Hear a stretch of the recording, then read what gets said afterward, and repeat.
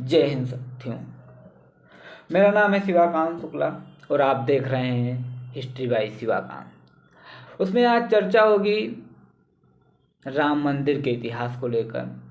इतिहासकारों के अनुसार कौशल प्रदेश की प्राचीन राजधानी अवध को कालांतर में अयोध्या और बौद्ध काल में साकेत कहा जाने लगा था। अयोध्या मूल रूप से मंदिरों का शहर था।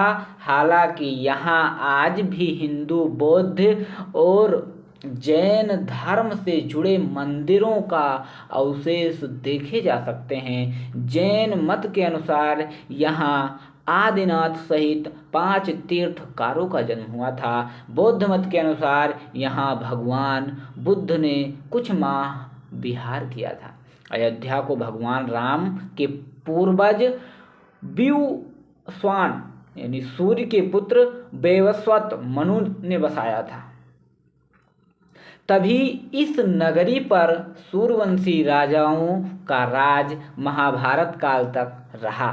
यहीं पर प्रभु श्री राम का दशरथ के महल में जन्म हुआ था। महर्षि वाल्मीकि ने भी रामायण में जन्मभूमि की शोभा यात्रा एवं महत्व की तुलना दूसरे इंद्रलोक से की है।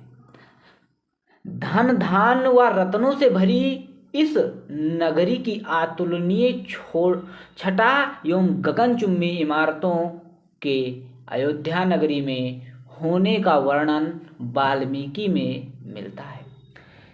वाल्मीकि कहते हैं, भगवान श्री राम के जल समाधि के लेने के पश्चात अयोध्या कुछ काल के लिए उजाड़ सी गई थी, लेकिन उनकी जन्मभूमि पर बना महल वैसे का वैसा ही था। भगवान श्री राम के पुत्र कुश ने एक बार पुनः राजधानी अयोध्या का पुनर्निर्माण कराया। इसके निर्माण के बाद सूर्यवंश की अगली 44 रंग के कसौटी पत्थर पर 84 स्तंभों पर विशाल मंदिर का निर्माण करवाया था। इस मंदिर की भव्यता देखते ही बनती थी। विक्रमादित्य के बाद के राजाओं ने समय समय पर इस मंदिर को देख रेख की। उन्हीं में से एक शुंग वंश के प्रथम शासक पुष्यमित्र शुंग ने मंदिर का जीर्णोद्धार करवाया।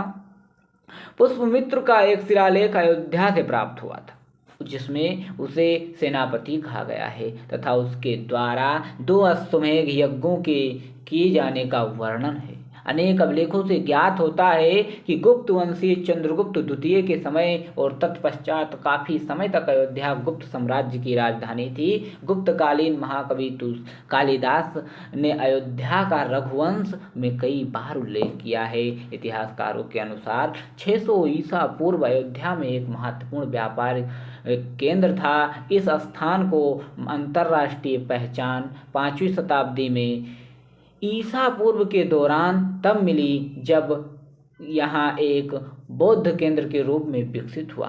तब इसका नाम साकेत था।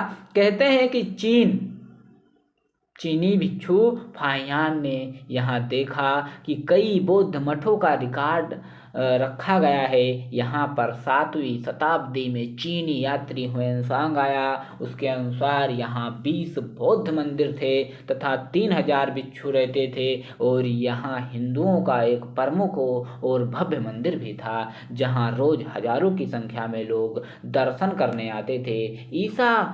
इसके बाद ईसा के 11वीं शताब्दी में कन्नौज नरेश राजा जयचंद आया तो उसने मंदिर पर सम्राट विक्रमादित्य की प्रशस्ति को उखाड़ कर अपना नाम लिखवा दिया। पानीपत के युद्ध के बाद जयचंद का भी अंत हो गया। इसके बाद भारतवर्ष पर आक्रांताओं का आक्रमण और बढ़ गया। आक्रमणकारियों ने काशी मथुरा के साथ साथ अयोध्या में भी लूटपाट की और पुजारियों की हत्या कर मूर्तियों को तोड़ने का क्रम जारी रखा। लेकिन 14वीं शताब्दी तक वे अयोध्या के राम मंदिर को तोड़ने में सफल नहीं हो पाए। विभिन्न आक्रमणों के बाद भी झंझावातों को झेलते हुए श्री राम जन्मभूमि पर बना भव्य मंदिर 14वीं शताब्दी तक बचा रहा। कहते हैं सिकंदर लोदी के शासन काल के दौरान तक यह मंदिर मौजूद था। 14वीं शताब्दी में हिंदुस्तान पर मुगलों का अधिकार हो गया, उसके बाद ही राम जन्मभूमि एवं अयोध्या को नष्ट करने के लिए कई अभियान चलाए गए। अंततः 1527 और 28 में इस भव्य मंदिर को तोड़ दिया गया और उसकी जगह बाबरी ढांचा खड़ा किया गया। कहते हैं मुगल साम्राज्य के संस्थापक बाबर के एक सेनापति ने बिहार अभियान के समय अयोध्या में राम मंदिर के श्री जन्म, जहाँ पर श्री राम जी का जन्म स्थान है, स्थित प्राचीन और भव्य मंदिरों को तोड़कर एक मस्जिद बनवाई थी जो 1992 तक विद्यमान नहीं।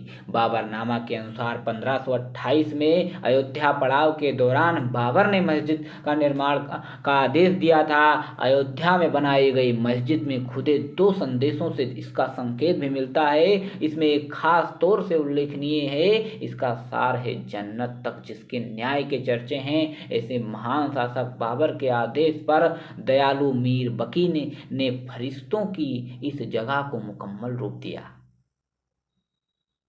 हालांकि यह भी कहा जाता है कि अकबर और जहांगीर के शासनकाल में हिंदुओं को यह भूमि एक चबूतरे के रूप में सौंप दी गई थी, लेकिन क्रूर शासक औरंगजेब ने अपने पूर्वजों बाबर के सपने को पूरा करते हुए यहाँ भव्य मस्जिद का निर्माण कर उसका नाम बाबरी मस्जिद रख दिया। ये रहा राम जन्मभूमि का इतिहास। और 22 जनवरी सन 2024 को इस पर भव्य निर्माण हो रहा है और इसकी प्राण प्रतिष्ठा का प्रावधान 22 जनवरी को बड़ी ही धूमधाम से मनाया जाएगा। इसके बाद में उत्तर प्रदेश का सबसे बड़ा पर्यटक स्थल बनने की कगार पे ये मंदिर है और इसके साथ सनातन की आस्था को भी लोगों ने जोड़ कर रखा है। इसी कहानी के साथ हम विराम लेते हैं, मिलते हैं अगले वीडियो में। जय हिंद।